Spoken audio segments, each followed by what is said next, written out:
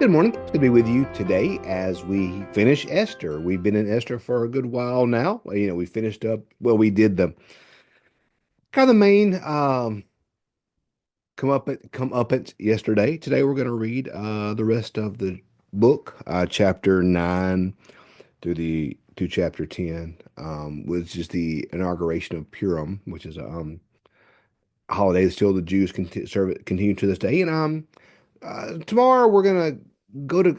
I just want to do Galatians. I don't have a good reason. I just like Galatians. It's been some of my daily reading, and in my own personal time recently. So I just like Galatians. I love Paul's little middle section there: Galatians, Ephesians, Philippians, Colossians, and so yeah, we're just gonna do Galatians starting tomorrow. So today we'll finish Esther. Tomorrow Galatians. So let's read Esther chapter 9 verses 18 through the end of the book, which is chapter 10, verse 3. But the Jews who were in Susa gathered on the 13th day of the 14th, and 13th day, and on the 14th, rested on the 15th day, making that day a day of feasting and gladness. Therefore, the Jews of villages who lived in the open towns hold the 14th day of the month of Adar as a day for gladness and fasting, a holiday on which they send gifts of food to one another. Mordecai recorded these things and sent letters to all the Jews who were in the province of King Esther, Ahasuerus, both near and far, enjoining them that they should keep the 14th day of the month of Adar, and also the 15th day of the same month, year by year, as the days in which the Jews gained relief from their enemies, as the month that had been turned to them from sorrow, from turned for them from sorrow into gladness, and from mourning into holiday, that they should make them days of feasting and gladness, days for sending food, gifts of food to one another, and presents to the poor. So the Jews began to adopt a custom which they had begun to do, as Mordecai had written them down. Haman, son of Hammedatha the Agagite, the enemy of the Jews, had plotted against the Jews to destroy them, had cast pur, that is the lot, to destroy them. But when Esther came before the king and gave orders in writing that the wicked should that he had devised against that the wicked plot that he had devised against the Jews should come upon his own head, that he and his son should be hanged on the gallows. Therefore these days are called Purim, from the word pure. But thus because of all that was written in this letter, and what they had faced in the matter, and all that had happened to them, the Jews established and accepted as a custom for themselves and their descendants and all who joined them, that without fail they would continue to observe these 2 days every year, as it was written at the time appointed. These days should be remembered and kept throughout every generation, in every family, province, and city. In those days Purim should never fall into disuse among the Jews, nor should the commendation of these days cease among their descendants. Queen Esther, daughter of Abihail, along with a Jew Mordecai, gave full gave full written authority confirming this letter, the second letter about Purim. Letters were sent wishing peace and security to all the Jews, to the 127 provinces of the king of to the kingdom of Asherus, and giving orders that the days of Purim should be observed in all appointed season, as the Jew Mordecai and the queen Esther enjoined on the Jews, just as they had laid down for themselves and for their descendants regulations concerning their fasts and lamentations. The command of Queen Esther fixed these practices for Purim, and it was recorded in writing. King Ahasuerus laid tribute on the land and the islands of the sea, of all the acts of his power and might, and the full account of the height of Mordecai to which the king advanced him are they not written in the annals of the king of Media and Persia? For Mordecai the Jew was next in rank to King Ahasuerus, and he was powerful among the Jews and popular with his many kindred, for he sought the good of many people, and interceded for the welfare of all of his descendants. So we see now the ending of Esther and the inauguration, the beginning of Purim, which is a holiday that is still a Jewish holiday to this day. Many of the holidays or festivals celebrated in the Jewish religion are go back to the law.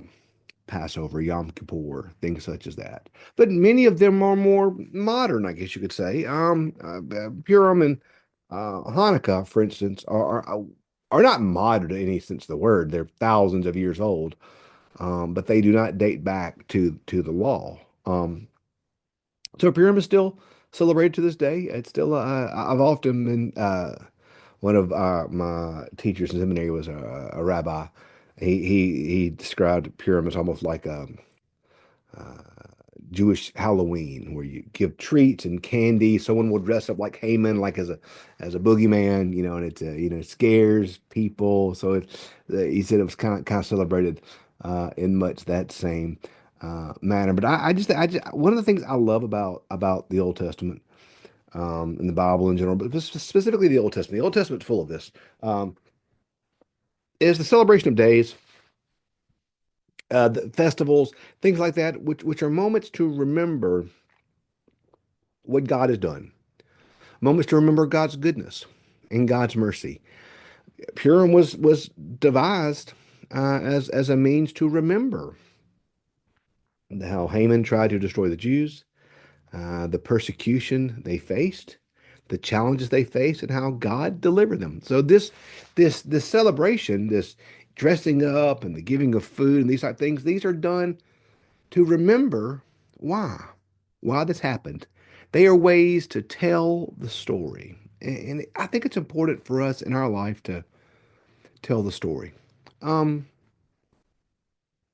if you're a parent, when have you shared with your children the story of your conversion? Have you told your children, your grandchildren, how you accepted Jesus? Tell the story. If you're a preacher, when was the last time you told your congregation or told someone about how God called you into ministry and the story how you felt God's call upon your life? Tell your story. Well, has there been a time in your life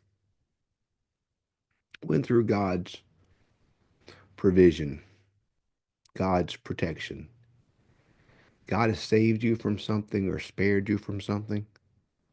When was the last time you experienced something like that? When's the last time you told someone of what God has done? Tell your story, particularly to our children, to our grandchildren. I mean, we tell so many stories to our children and grandchildren, don't we? They know things about us and family and things like that, but have you, they may know your faith matters to you, or they may know that it's a big deal to you, but do they know why? Do they know why faith matters? Do they know why it's important? Do they know how Jesus interceded in your life and saved you? Have you told your story to them of God's hand in your life? Purim is a day like many of the Old Testament holidays. It's a day set aside to do things, to engage in certain rituals, to have fun, to laugh, to all these things. All these things happen in Purim for that purpose, but the purpose of it is to tell the story, to tell the story of how God moved, to tell the story of how God acted, to tell the story of what God did. Tell the story. So that's your homework. That's your homework tonight, throughout your day. Today is to tell your story, particularly if you're fortunate enough to have children or grandchildren. To tell them the story of how you became a Christian. Tell them the story about how you met Jesus. Tell them the story about how God has protected, or provided, or saved you. Tell your story, because when we tell our story, God does great things.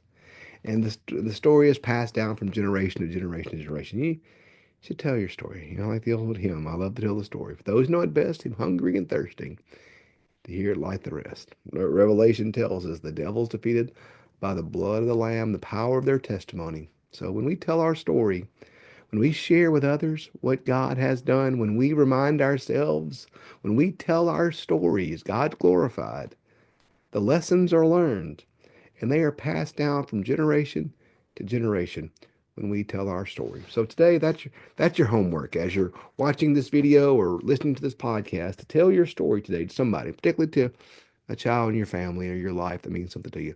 Tell the story of how Jesus saved you. And I see what amazing things happen when we share our story with someone else. Hey, thanks for being with us. This has been fun being an Esther. And tomorrow we're going to pick up with Galatians. I can't wait to go through this wonderful book in the New Testament with you. So thanks for being with you. We'll see you in the morning. Have a great day.